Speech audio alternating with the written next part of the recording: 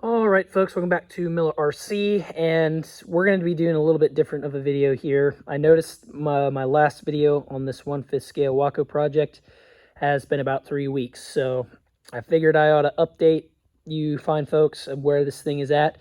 Unfortunately, due to other circumstances that are going on right now, I have not been able to work on this thing as intensely as I was when I first started this. So that is probably why it's taken as much time as it is. And just all the little stuff that just adds up. And then you decide to do something else compared to what the plans say. Then you have to kind of start over on a few things, blah, all sort of stuff. So in any case, we're going to kind of do an update video of where this thing sits. So let's get into it. Pretty much where I left part 5 off was with this radio hatch door, which came out great. And I was able to get this fully operational as a hatch. As you can see, I've got magnets here. Working for holding this in. Then I've got some notches cut out as for now. As for putting my glow McDaniel or my Sullivan twin glow right there fitting in here, and that's all fitting nicely. And then I was going to try to put a switch here, but now that I'm looking at where the CG is going to be, my actual flight batteries might sit here. I may have to put my switch in the deck or something, or maybe inside this former. I haven't fully decided yet. But in any case, I'm going to wait to do that till we get into final CG. But as you can see, it works flawlessly. The door just fits right in, and it works really good. So that is where we are at with the hatch door. And I've been working on these wings a lot. This was a really big time killer here as far as getting everything nice, fit, and finished and sanded. Pretty much all these ribs were lower than the sheeting of where... And not just by where I could sand the sheeting flush to meet the ribs, it was down by a lot. So I actually had to add individual little slivers. I don't know, you probably can't tell, but you can see one wood sliver there starts and then ends flush with the sheeting. So I had to make all those little individual ones on top and bottom, get all this sanded. This is all rounded, as you can see, as compared to last video. So this was just a lot of time just making sure every little piece fit or rib fit nice and flush, or met up really nice and flush against the sheeting. So that was a big time killer. And then I had to do the same with the top wing. Top and bottom here all need these little slivers of wood to get them to match all nice and flush. But as you do see, I do have the center sheeting on finally, and things are really good there. It's really nice and smooth. This top wing, I think, is pretty much ready to cover. I've got it to where, I mean, it probably needs a little bit more sanding, but as you can see, I've got this all rounded off, so it's all looking really, really good. So yeah, like I said, that was just a big time killer as far as, yeah, slowing down progress is having to spend pretty much a whole day just getting things fitting, and yeah, it just wasn't... Yeah, man, that was not a fun part at all during the build. But in any case, we are done with that, and we are ready to move on to the next.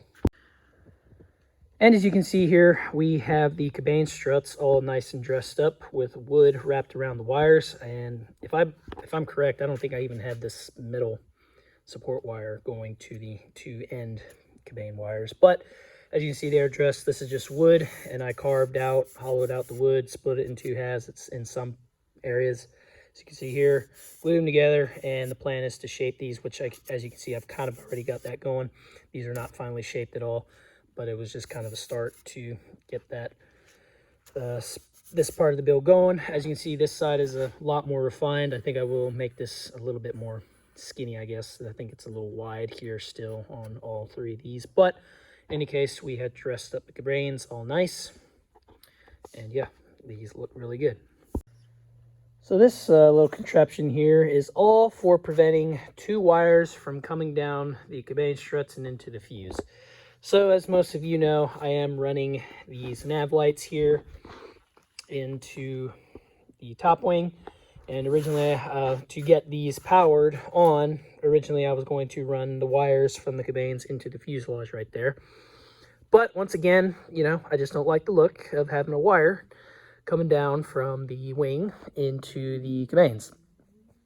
So I'm going to give this a shot, and that is actually running or having the controller for the lights, which this makes the lights strobe and makes it red and green here with this little control board. And as you see here, I have this little 6.6 volt life battery. This may be slightly too much voltage for this system, so I may have to change out for something different. But in any case, how this pretty much works is you stuff all this in here, which this will be all cleaned up later.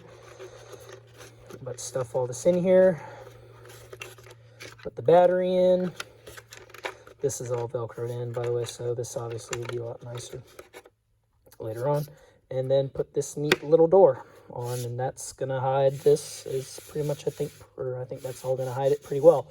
And it's gonna prevent two wires from coming down the Cabane struts. So we'll see how well this works. Obviously, it just feels kind of strange or different having to plug in your light wings and have a battery in the top wing, especially since there's no like servos or nothing going on. But in any case, that ought to help the appearance of the model by not having two wires coming down the Cabane struts. So that is the deal with that. And yes, I know what you're thinking. Your blind nuts for mounting the top wing are on the wrong way. I was going to try to get them in on the inside, but there was just absolutely no possible way. They were sitting on top of a rib, and I just never could get a really good glue joint on these. Or just, yeah. Just to me, wasn't possible to get these on the inside. So I was forced to mount these on the outside, which I made sure these were glued in really, really good. There's a coating of glue on top of these parts yet. Plus, there will be covering over that, which probably won't help aid much in strength. But in any case, I think these are going to stand because the stock method of mounting these wings was just running wood screws through hard points. So this is effectively kind of technically no different when you look at the way these are in compared to mounting to stock by just running wood screws in. So I think this will hold, but time will tell. But like I said, I was forced to put them on the outside, so that is the deal with that. All right, so here are the interplane struts, which I finally managed to get these shaped, or into shape as far as contouring them. And these also took a lot of time to make sure they were fitting just right. As you can see, I've bent the tabs to where these will bend this way. I think I got bottom. Yeah, bottom.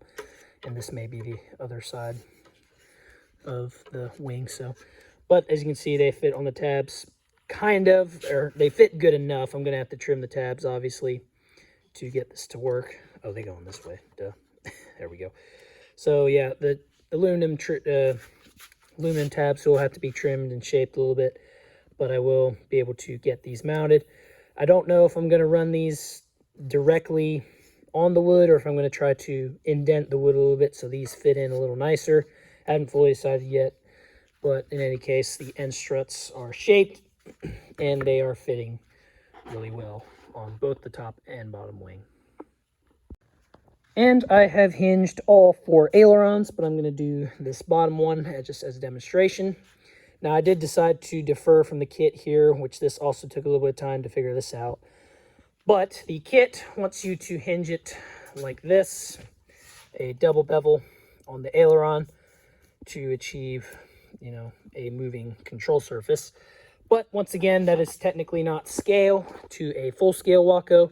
A full scale is hinged like this, whereas from the top down, it's just beveled.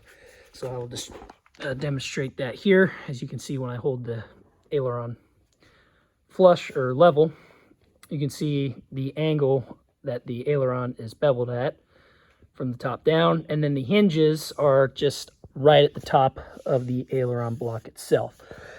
So what that gives us is a tight gap on top that really doesn't change. And I may have to do a little bit of sanding because as you can see, it opens up just a little bit.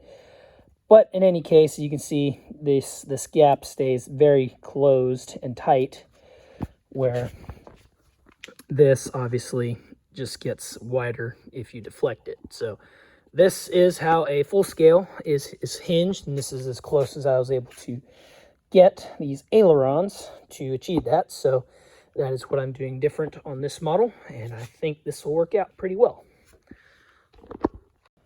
I have also constructed the aileron gang rods for both wings, and they came out pretty good.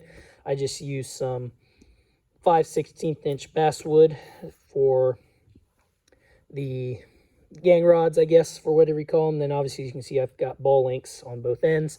And the reason for choosing the ball links is because these gang rods sit at such an extreme angle like this that I really don't think clevises would have been the best choice. Because ball links, as probably most of you know, the ball can swivel inside the little plastic housing in there, which, yeah, I'm sure most of you know this kind of operation. So that is why I figured that it was the best option for these gang rods, because these sit at such an angle that I think it would be beneficial and create the least amount of problems for my aileron servos, or create less binding is what I'm trying to say, for this whole operation of this gang rod moving up and down. So that was the reason behind choice of using ball links. But in any case, the aileron gang rods are assembled and ready to cover. And then, as you can see, I have balsa fairings, or landing gear fairings, I guess you'll call them, to fill in the gaps in between these two wires here. I think this will look pretty sweet.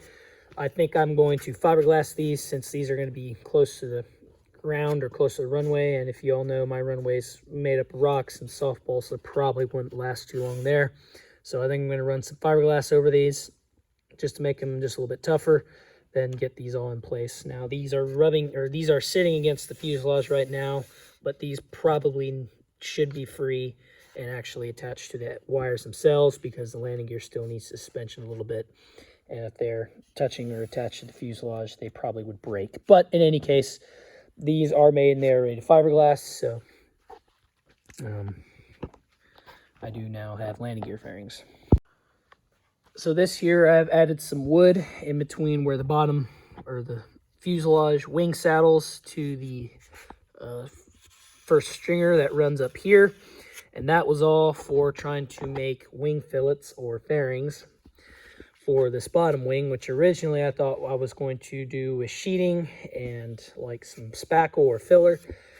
But I decided to try to use a balsa block instead, which I've kind of got going on right here. I'm going to need to get a bigger one. This is a 1x1 inch block. I think I need at least a 2 to get this to work 100%. But as you can see, I've kind of got the idea going on. But yeah, I'm sure this is going to take a lot of time to carve and test, fit and carve, and, you know, just trying to get this to fit right. And then obviously we got to get the shape of the wing fairing in this. So it's definitely going to be a lot of work, but I think it'll be able to happen. I think the wing block, or just using a balsa block, is going to be the easiest way to do this, I think. Maybe not, but it is the way I plan to tackle it. So in any case, yes, that will be something that I will be doing, is adding these nice little wing fairings here. So yes, that is going to be the update video I have on this 1/5 scale Waco project. Once again, sorry it wasn't a full part, and I'm sure a lot of you guys were expecting this thing to be covered by now. But yeah, like I said, I just haven't been able to work on this thing as intensely as I first was. But in any case, we're getting closer, and we will get to covering eventually. But in any case, that is the small little update video I have on this 1/5 scale Waco project. Thank you all for tuning in. Make sure you like and subscribe. Stay tuned for part 6 when we start putting covering on this guy.